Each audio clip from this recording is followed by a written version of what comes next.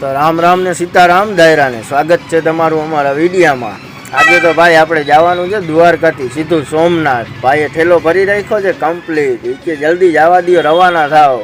પછી તો ભાઈ આપણે ગાડી કાઢીને નીકળી ગયા સીધા દ્વારકાથી સોમનાથ। હો ભાઈ, ઓ સુપર ફાસ્ટ એક્સપ્રેસ હાઈવે છે, આપણે કોઈ જાતનો કંઈ વાંધો નથી।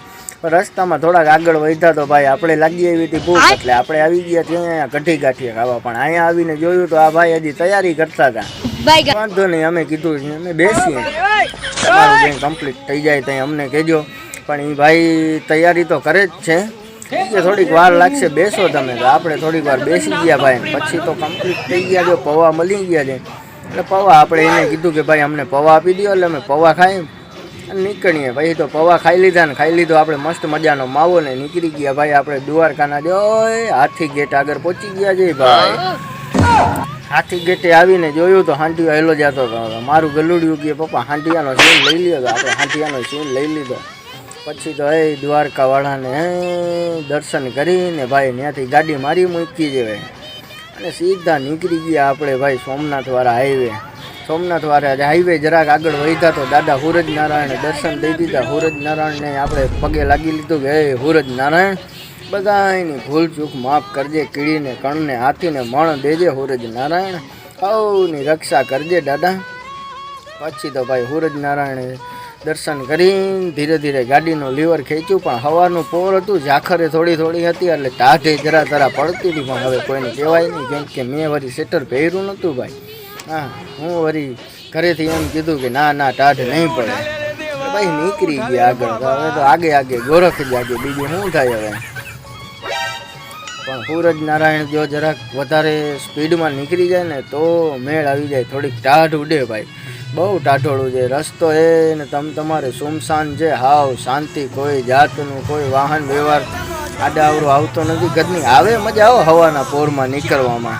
પછી તો આપણે પહોંચી ગયા ઘણી કંપની આગળ। પણ ઘણી કંપનીમાં તો અટાણે માણસો બધા એને તમારે હાવ કામ ધંધે લાગવામાં જોતો ખરા ભાગ દોડમાં પડ્યા છે, કોઈને ટાઈમ જ નથી ને ભાઈ। ત્યાંથી તો હજી આપણે થોડાક આગળ નીકળ્યા હતા, મારું ગલુડિયું કે પપ્પા ભૂખ લાગી, તો પાછી વળી ગાડી ઊભી રાખીને આપણે નાસ્તો કરવા ઊભા રહી ગયા ભાઈ। વળી કઢીને ગાંઠિયા ધોકાયો મારા વિહામાં। હા, શું કરે હવે, આ માનેરા નહીં કોઈના બાપનું જોઈ કેમ જોઈએ છે સામું। હા, પછી કઢી ગાંઠિયા ધોકાવીને ભાઈ આપણે ખાઈ લીધો મસ્ત મજાનો માવો ને પાછા ચડી બેઠા છીએ ગાડી ઉપર। ગાડીમાં આગળ હાલ્યા જતા હતા તો રાધે કૃષ્ણ આપણે ભેગા થઈ ગયા।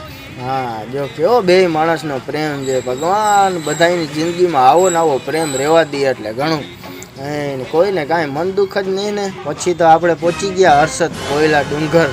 હર્ષદમાં બધા એની ભૂલચૂક માફ કરે ને બધા એના ધાયરા કામ કરે। હર્ષદમાં હવ ભેગા રહેજો। અને પછી તો ભાઈ આપણે ત્યાંથી નીકળી ગયા આગળ જવા દીધી ગાડીને। તો આપણે ભાઈ ફાઇનલી પહોંચી ગયા છીએ માધુપુરના દરિયાકાંઠે। અને માધુપુરના દરિયાકાંઠે ભાઈ જોવા જેવો નજારો છે, હો મસ્તીનો। જાત્રું એવું નથી, દુનિયાના આવે છે અહીંયા, બધાને જોવાની મજા આવે છે દરિયાકાંઠે ને તમારે બધી રાઈડું અહીંયા ઉપલબ્ધ છે। પણ હજી તો અહીંયાથી આગળ વધ્યા તો વળી એને મારું આ ગલુડિયું કે પપ્પા શેરડીનો રસ પીવો જશે। વળી આપણે ગાડી વચમાં ઊભી રાખીને પાછા વળી બેસી ગયા ભાઈ કે શેરડીનો રસ બનાવજો મારા વિહામાં। જો આ કેમ બેઠો જ જોઈ ખુરશી ઉપર, ઓર્ડર દે પોતે સેટર પહેરો ને રસ શેરડીનો પીવો છે। હા, વીઆઈપીના દીકરા। પછી તો આપણે ભાઈ શેરડીનો રસ પીને ખાઈ લીધો મસ્ત મજાનો માવો વળી પાછો। હા, જો ઈકી ચલો, પોતે તો રસ પી લીધો, આપણે રસ પીવાનો વારો આવ્યો તો કે ચલો। પછી ભાઈ આપણે ફાંકી ખાય ને હવે નીકળશું વળી ધીરે ધીરે આગળ, કેમ કે હજી તો આપણે પલો ઘણો કાપવાનો છે ભાઈ। તો ફાઇનલી આપણે આટલો પલો કાપીને પહોંચી ગયા ભાઈ સાસરે। તો હવે બધાને રામ રામ ને સીતારામ કરી લઈએ ભાઈ। તો બધાને રામ રામ ને સીતારામ કરીને પછી આપણે આવી ગયા નાવા, કેમ કે નાહી ધોઈને પાછા કમ્પ્લીટ થઈને જાશું ને ભાઈ ગામમાં રખડવા, વેરાવળમાં ખબર તો પડવી જોઈએ ને સોમનાથમાં ને। હા, એ આવ્યા નહીં ભાઈ આપણે આટો મારવા, એટલે ભાઈ આપણે રાહ દિશા હમું જોઈને વિડીયો બનાવી નાખ્યો ને આ થઈ ગયા આપણે તૈયાર। તમારે લુગડા જો હાડાના માગીને પહેરી લીધા જ ભાઈ। પછી તો મારું ગલુડી કે પપ્પા મારે આવવું છે, મેં કીધું હાલ આમાં ક્યાં આપણે કાંઈ વાંધો છે, તું મારા ભેગો ચડી બે। હા, પછી તો અમે ગાડી લઈને ભાઈ નીકળી ગયા પાછા ગામમાં। જો આ પાછળ મારો હારો બેઠો જ, પણ એ વિડીયા બનાવવાથી બહુ શરમાય ભાઈ। હા, એને શું કોઈ દી બનાવ્યા ના હોય ને એટલે એને ના ગમે, આપણે તો હવે કાંઈ વાંધો ફેર પડે જ નહીં। પછી ગાડી લઈને નીકળી ગયા આપણે ગામમાં ને પહોંચી ગયા જો વેરાવળ ગામમાં। પણ યાર અહીંયા દ્વારકા કરતાં ટ્રાફિક કેટલું બહુ નડે. ત્યાંથી પહોંચી આવ્યા આપણે મારા હાડાના ટી પોસ્ટે.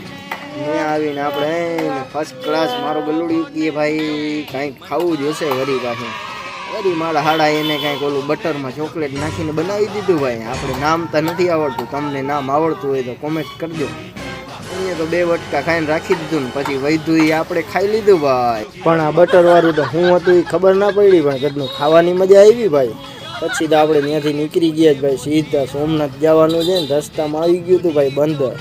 તો બંદરે ને તમે તમારે જોતા ખરા બોટું કેવી બને છે. અહીંયા તો ભાઈ બોટુંની ખાણ પડી છે. હવે જોતા હોળીઓ પડી જ કાંઠે બધા આવી ગયા લાગે જ ઘરે. હા તમે તમારે અહીંયા જો ગેરેજ છે, રિપેર થાય હોળીઓ.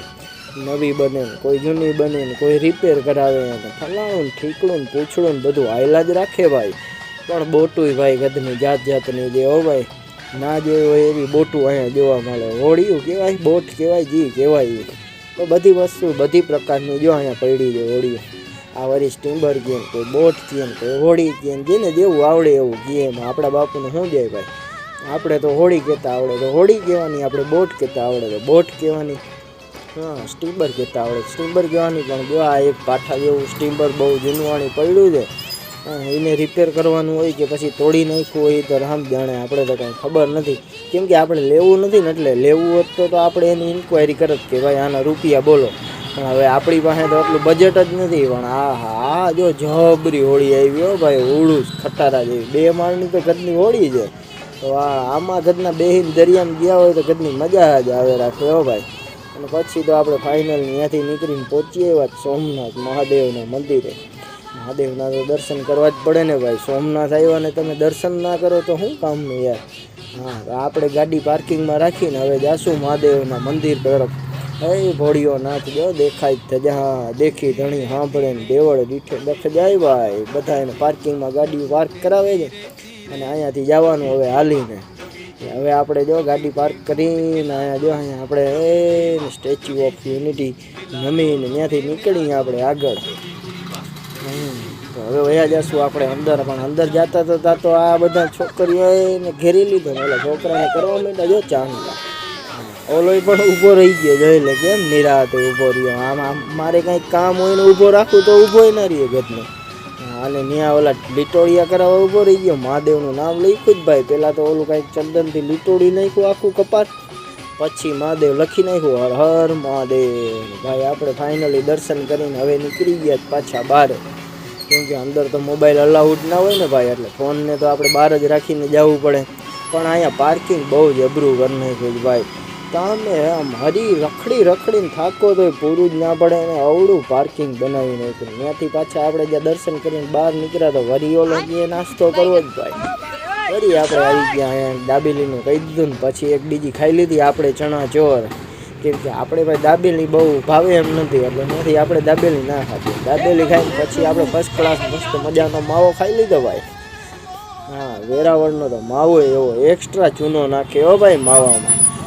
આ તો હદે એને જ હદે ન કરતો મોઢું ફાટી જાય ભાઈ. ધ્યાન રાખીને ખવાય ભાઈ. ત્યાંથી દર્શન કરીને આપણે આવી ગયા છે ભાઈ રામ મંદિરે. સોમનાથ મંદિરથી થોડુંક જ બાજુમાં છે ભાઈ રામ મંદિર.